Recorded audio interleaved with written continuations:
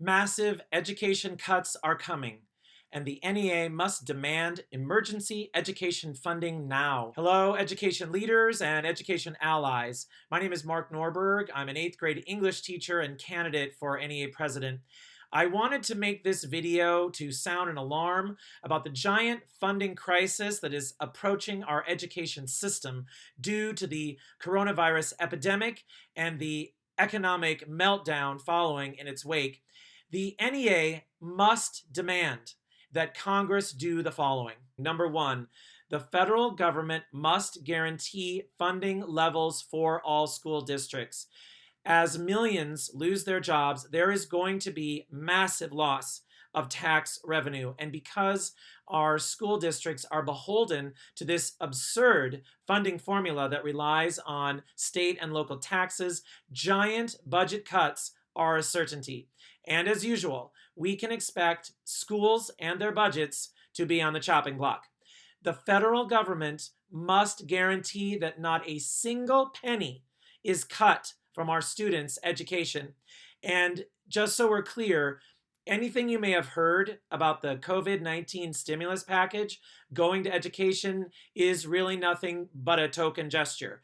I've done a separate video on that where I go into detail about its multiple failings, but one big point that I'd like to make is that Ed Week is estimating that if states cut budgets by just 8%, it will wipe out all of those additional funds and all states will see a drop in per student spending.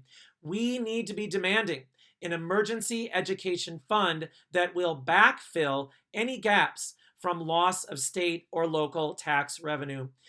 In addition, this emergency funding will be especially important if school closures continue into next year. We'll need extra money to ensure that all students have laptops, Wi-Fi hotspots, and for teachers to receive additional online training and technical support for their virtual classrooms.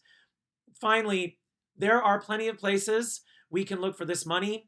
I'd say let's start with our $1 trillion military budget, from which we could cut $500 billion, move it over to the Emergency Education Fund, and still have more money for our military than both Russia and China combined. Just a thought.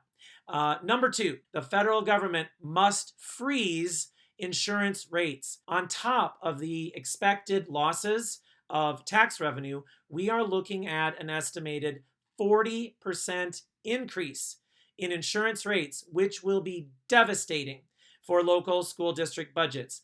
The federal government must put a moratorium on any insurance rate increases until such time as our economy has recovered. It's time for the predatory insurance industry to dip into the billions they've been reaping in profits to help out the rest of us.